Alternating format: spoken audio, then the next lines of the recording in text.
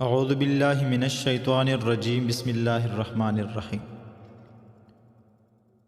خلافت کے بارے میں انصار رضی اللہ تعالیٰ عنہم کا اثار۔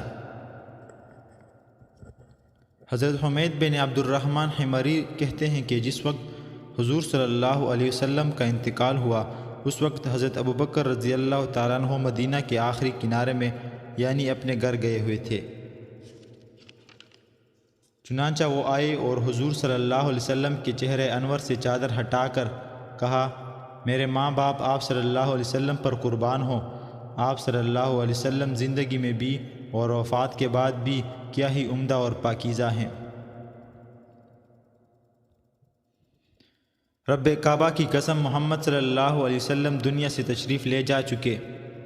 انصار کے عقیدہ بنو ساعدہ میں خلافت کے بارے میں مشورہ کے لیے جمع ہونے کی اطلاع ملنے پر حضرت ابوبکر اور حضرت عمر رضی اللہ تعالیٰ عنہما تیزی سے چلے۔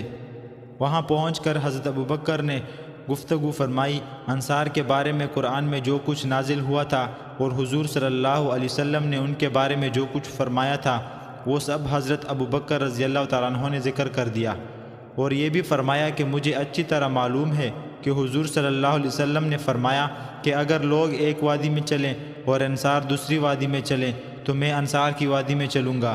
اور اے سعد، تمہیں بھی یہ معلوم ہے کہ ایک دفعہ تم بیٹھے ہوئے تھے اور تمہاری موجودگی میں حضور صلی اللہ علیہ وسلم نے فرمایا تھا کہ قریش اس امر یعنی خلافت کے والی ہوں گے۔ نیک لوگ قریش کے نیک آدمیوں کے تابع ہوں گے اور برے لوگ قریش کے برے آدمیوں کے تابع ہوں گے۔ حضرت سعد نے حضرت ابوبکر رضی اللہ تعالیٰ عنہ سے کہا، آپ نے سچ فرمایا، لہٰذا ہم لوگ وزیر یعنی آپ لوگوں کے مددگار ہوں گے اور آپ حضرات امیر۔ حضرت ابو سعید خدری رضی اللہ تعالیٰ عنہ فرماتے ہیں کہ جب حضور صلی اللہ علیہ وسلم کا انتقال ہو گیا تو سقیدہ بنو ساعدہ میں انصار جمع ہوئے اور انصار کے لوگ کھڑے ہو کر اپنی اپنی رائے ظاہر کرنے لگے۔ چنانچہ ان میں سے ایک آدمی نے کہا، اے مہاجرین کی جماعت، جب حضور صلی اللہ علیہ وسلم تم میں سے کسی کو امیر بناتے تو اس کے ساتھ ہمارا ایک آدمی ضرور لگا دیتے۔ اس لیے ہمارا خیال یہ ہے کہ اس امر خلافت کے والی دو آدمی ہوں، ایک آدمی آپ لوگوں میں سے ہو اور دوسرا ہم میں سے ہو، یعنی دو آدمی خلیفہ ہونے چاہیے، ایک مہاجری اور دوسرا انصاری۔ اور انصار میں سے جو بھی رائے دینے کے لیے کھڑا ہوا اس نے یہی کہا۔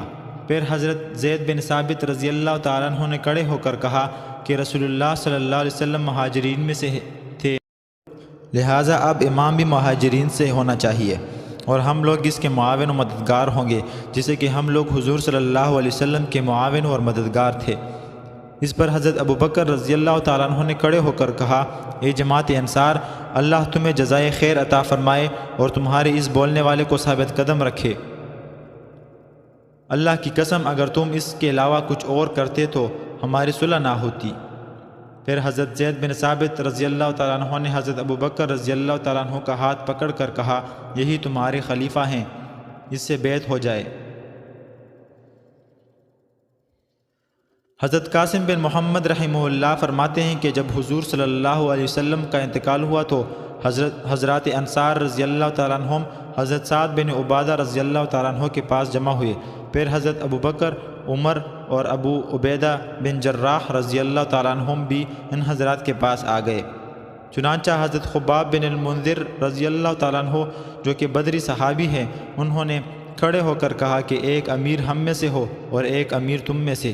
اللہ کی قسم اے جماعت مہاجرین، ہم اس امارت میں تم سے حسد نہیں رکھتے، لیکن ہمیں اس بات کا خطرہ ہے کہ کہیں یہ امارت ان لوگوں کے ہاتھ میں نہ آ جائے جن کے باپ اور بھائیوں کو ہم نے مختلف غزوات میں قتل کیا ہے، اور وہ لوگ امیر بن کر ہم سے انتقام لینے لگ جائیں۔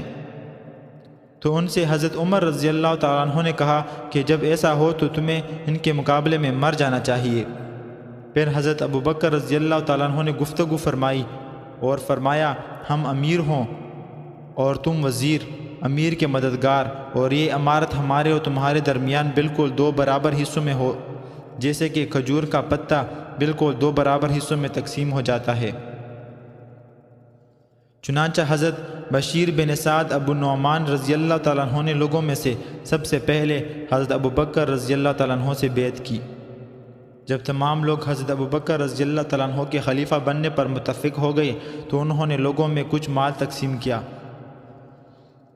اور انہوں نے حضرت زید بن ثابت رضی اللہ تعالیٰ عنہ کے ذریعے بنو عدی بن نجار قبیلے کی ایک بھڑیا کے پاس اس کا حصہ بھیجا۔ اس نے پوچھا یہ کیا ہے؟ حضرت زید رضی اللہ تعالیٰ عنہ نے کہا حضرت ابو بکر رضی اللہ تعالیٰ عنہ نے مال تقسیم کیا ہے اور اس میں سے عورتوں کو بھی اتنا حصہ دیا ہے۔ اس بھڑیا نے کہا کیا تم مجھے دین پر رشوت دیتے ہو؟ انہوں نے کہا نہیں۔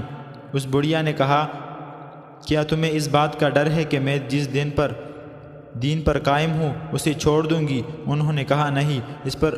اس بڑھیا نے کہا اللہ کی قسم میں اس میں سے کچھ نہیں لوں گی۔ چنانچہ حضرت زید نے واپس آ کر حضرت ابو بکر رضی اللہ تعالیٰ عنہ کو اس بڑھیا کی ساری بات بتائی تو حضرت ابو بکر رضی اللہ تعالیٰ عنہ نے کہا ہم بھی اس بڑھیا کو جو دے چکے ہیں اس میں سے کچھ نہیں لیں گے۔